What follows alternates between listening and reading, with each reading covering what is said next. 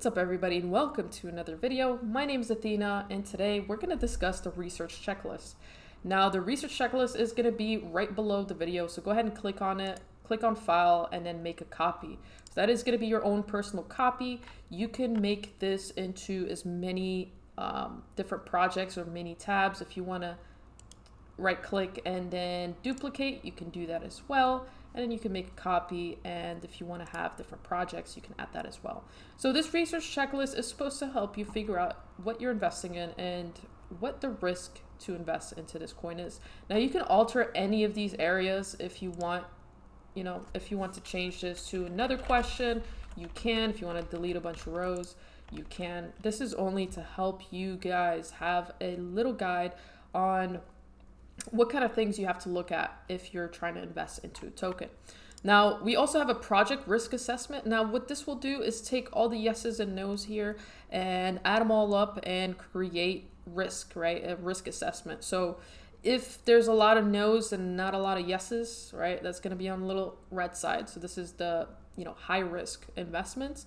And if there's a lot of yeses, then it's going to be on the green side. So first section is going to be the key figures, right? If we're looking at a project, let's say, I don't know, Cardano. All right, you're going to write Cardano here. What does this project do? Right, you're going to write it in here. All right, you have the category. So what is it? Is it DeFi, CeFi, is it infrastructure, NFTs, Web3? What is the main focus?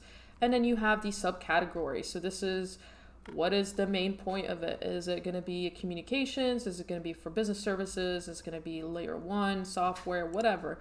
And then the subcategory number 2, what is the area they're in? Is the token out yet? Is the token just about to get released, or are they still raising funds? When it was founded, and the purpose and goal. This is important, right? Why are you going to invest into something that doesn't have a purpose, right? Then we have the funding section. This is in regards to how much funding have they gotten so far. The more funding, of course, the better. Of course, it depends on the token unlock, of course.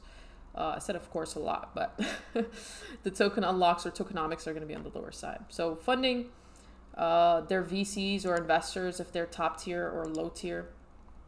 Now we're going to have into team. So this is who exactly is making this project, right?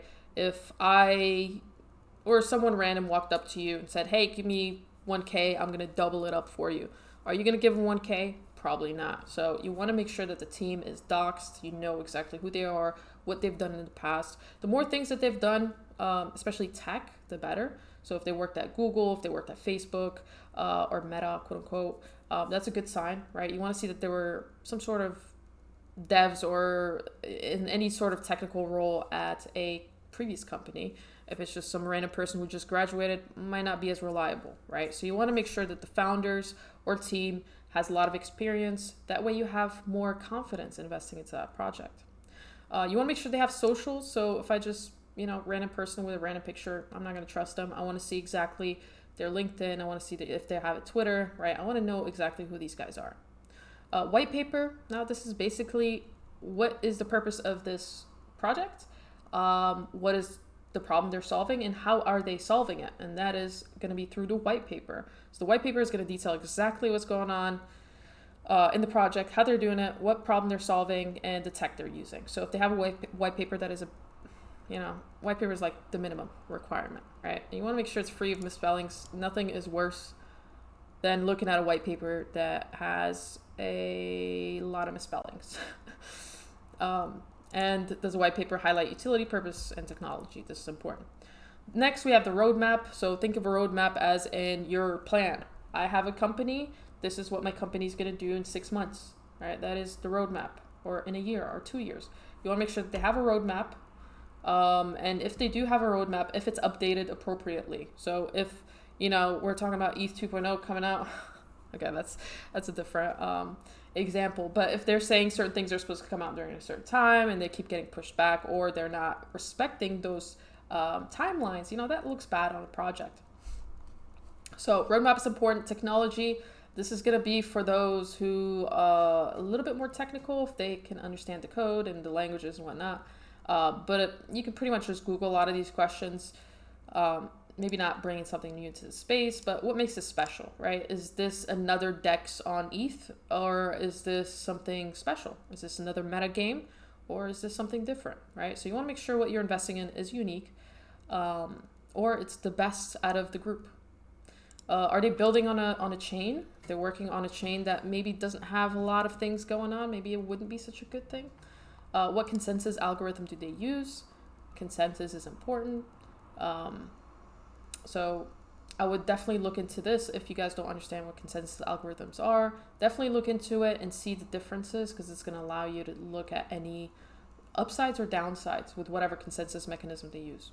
Scalability, security, decentralized. So the trilemma right here, this is going to be important because a lot of projects that are out there only focus on 2 out of the 3. Very few are actually able to, well, actually none of them are able to really solve the trilemma yet. But this is the area where to put it. Open source. So open source just means code is available for me to look at and double check that nothing shady is going on.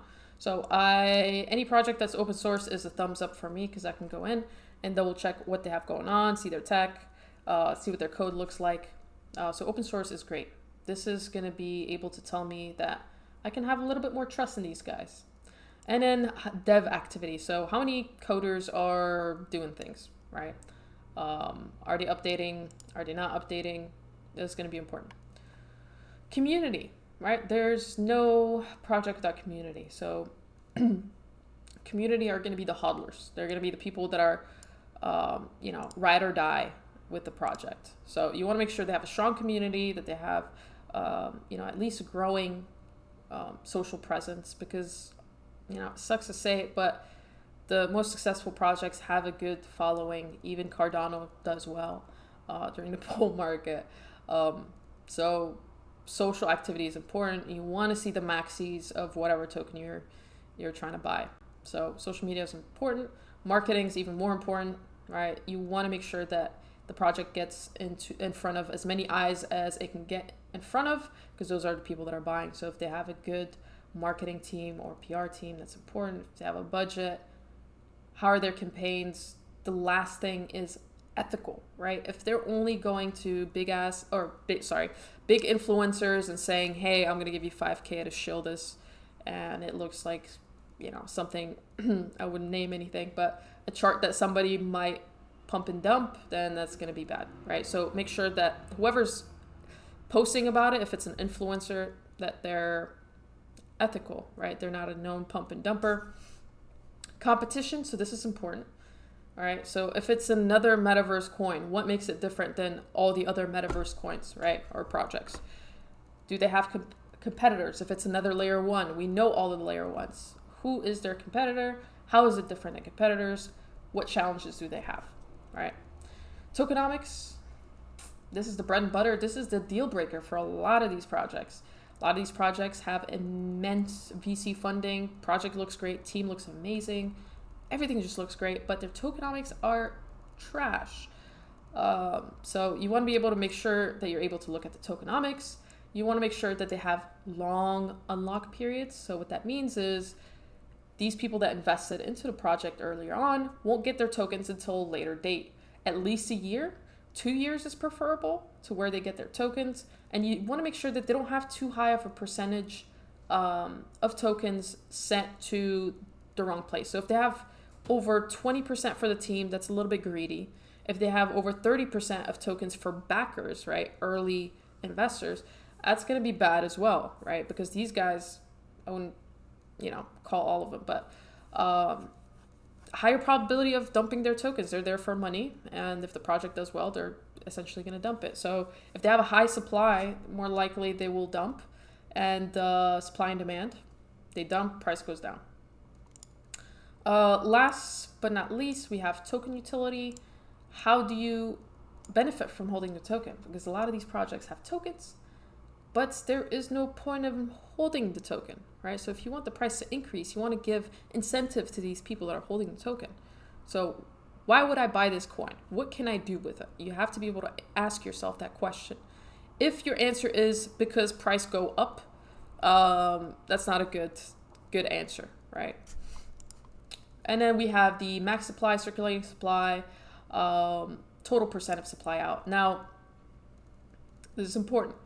if there is a low amount of circulating supply out of the percent of the total supply, that's going to be bad, right? So I don't want to invest into something that only has 10% of the supply coming out or already out, and every month it gets, token released. You want to invest into stuff that already has most of their tokens out, because when we look at supply and demand, if there's too much supply and not enough demand, especially in a bear market, the price will continuously go down. So you want to make sure that their tokens are out. If they're not out, then figure out when they're supposed to come out and make sure to keep track with those dates. That way you don't get caught up buying on a day where they have a token unlock and then you get dumped on. Market cap, well, actually inflationary, deflationary.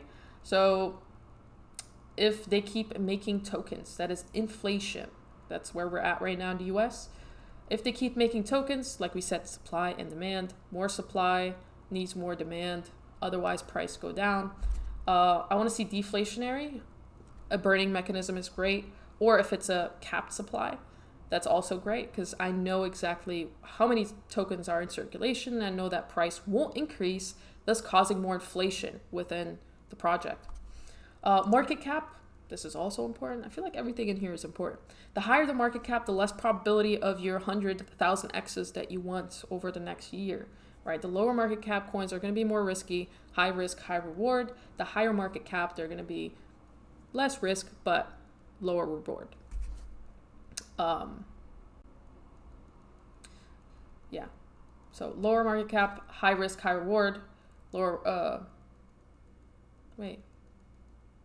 risk, high reward, and then higher market cap, low risk, low reward, or lower reward. They can still do 100x, but the probability is they won't do as well as lower market cap coins. Same way that people said Shiba was going to go to 1 cent and never did. All right, and then we got on-chain metrics. This is if the token's already out, if it's a DeFi protocol, right? You can look at the active addresses, fees, staked amount, TVL, all that stuff is going to be helpful. But with that said, that is our video for today. Go ahead and make a copy of this. You can tweak anything that you want in here. This automatically picks up what you put in. Right, this will change on whatever you put in. You can tweak it the way you want it, but have fun with it. Hopefully you guys will use this and enjoy this beautiful thing that we made. But that said, thank you guys so much for watching the video, and we'll see you in the next one. Peace.